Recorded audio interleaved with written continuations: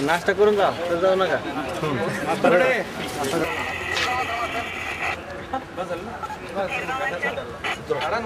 चला बाहेर काढा.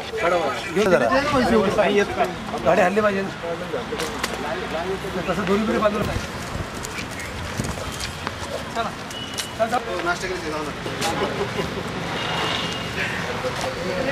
तारखेला भोसरी पोलीस स्टेशनला एका महिलेने तक्रार दिली होती की तिची मुलगी घरातून मिसिंग झालेली आहे आणि ती मुलगी जरी वयाने 30 वर्षाची असेल तरी ती वयाने जर 30 वर्षाची असेल तरी बुद्धीने थोडीशी कमी आहे, म्हणून थोडीशी ती मेंटली ॲबनॉर्मल अशी मुलगी आहे.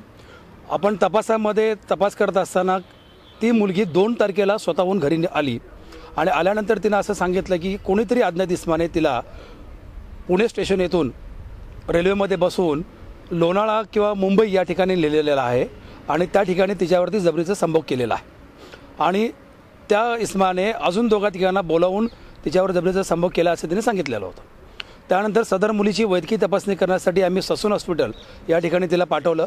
ससून हॉस्पिटलच्या प्राथमिक वैद्यकीय तपासणीमध्ये तिच्यावर सेक्स्युअल इंटरकोर्स झालेला आहे असं तपासात निष्पन्न झाल्यानंतर आपण तात्काळ गुन्हा दाखल केलेला आहे. परंतु ती मुलगी हॉस्पिटलमध्ये ॲडमिट होती.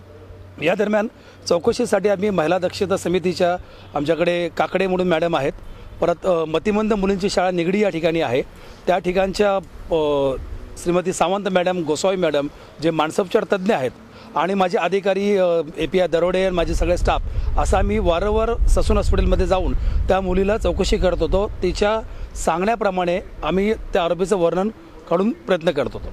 या दरम्यान एक आमचे मित्र आहेत सरवड म्हणून, त्यांनी आरोपीचे आम्हाला स्केच बनवून दिलेलं आहे. सदरचं स्केच जे आहे ते आता 90% आरोपीच्या ह्याला मॅच होत आहे.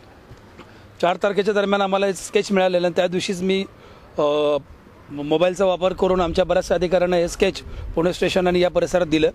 माझ्याकडचे 3 अंमलदार महेश खांडे आणि पोलीस शिपाई कातकर हे 3 दिवस यांनी रेल्वे स्टेशन सोडलेलं नव्हतं. रेल्वे स्टेशनच्या सगळ्या CCTV कॅमेरामध्ये ते पाहत होते आणि आम्ही बरेचसे लोकेशन घेत होतो.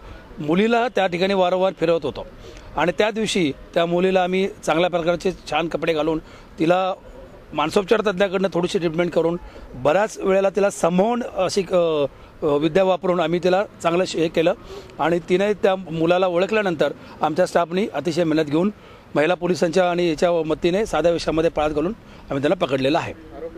सिंग नावाचा एक आरोपी आहे, ते ग्रुप 4 नावाची सिक्युरिटी आहे, पुण्यामध्ये वॉचमन म्हणून काम करतो आणि सध्या लोणाळा या ठिकाणी वॉचमन म्हणून काम करतो. यापूर्वी तो MB व्हॅली या कंपनीमध्ये वॉचमन होता. सदर आरोपीने तिला लोकलमध्ये घालून नेल्याचं कबूल केलेलं आहे आणि तिथे एका लॉजवरती तिच्यावर जबरीचा संभोग केला असं सांगितलेलं आहे. त्यानंतर त्यांनी फोन करून बाकीच्या 2 आरोपींना बोलवून घेतलेला आहे आणि त्यांनी देखील हिच्या असहाय्यपणाचा फायदा उचललेला आहे आणि या 3 आरोपींना आम्ही तात्काळ कालच्या काल अटक केलेली आहे. दिनांक 20 तारखेपर्यंत त्यांना पोलीस कोठडी रिमांड देण्यात आलेली आहे. आलेला आहे की 1500 रुपये त्यांनी त्या 1 नंबर आरोपींनी घेतलेले आहेत. परंतु घृणास्पद जरी प्रकार असला तरी गुन्ह्याचे कागदपत्र मी स्वतः तपास करत आहे. अशा पद्धतीने बनवू की आरोपींना जास्तीत जास्त शिक्षा कशी लागेल याचं आम्ही कुठलंही त्याच्यामध्ये हे सोडणार नाही. कलमामध्ये बऱ्याच अमेंडमेंट झालेले आहेत. त्या अमेंडमेंटचे ॲक्ट आम्ही लावलेले आहेत. त्याच्यामध्ये सेक्शन 2 मध्ये सेक्शन L, N, D आणि E गँगरेपसाठी खास आहे, हे आम्ही सेक्शन लावलेले आहेत आणि तपासामध्ये जर अजून काही निष्पन्न होत असेल तर ते लावण्यात येणार आहे.